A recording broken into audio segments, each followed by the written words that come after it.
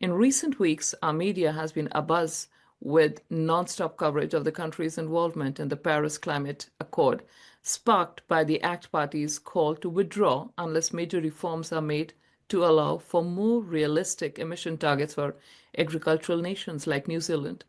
ACT leader David Seymour argued that the Paris Accord is broken and unfairly burdens New Zealand farmers, proposing negotiations for exemptions on food production emissions or an outright exit if those are unmet by 2030.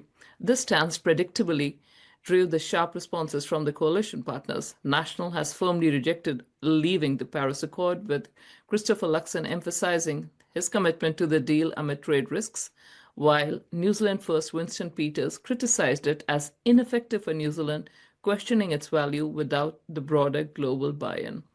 Coverage across all the mainstream media articles like RNZ, NZ Herald, and Stuff has been, not surprisingly, focused on highlighting potential climate fallout, including threats to our free trade agreements with the EU and UK, which tie market access to the compliance with the Paris Accord.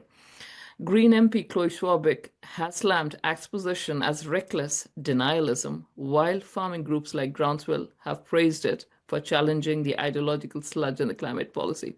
Former MP and former climate minister Tim Grosser has urged that we should stay in, warning of international isolation. What I did find interesting, Dawn, was that the Stuff reader poll that was open last week for 2-3 days, the simple question it asked was, should New Zealand withdraw from the Paris Climate Accord? The results, until I last checked, was 78% Kiwis said yes, we should, 20% said no, and 2% were unsure. Very telling. And the question they never asked was, and how much is the global temperature going to change by New Zealand being in or out? And it's as close to zero as you could get. Immeasurable.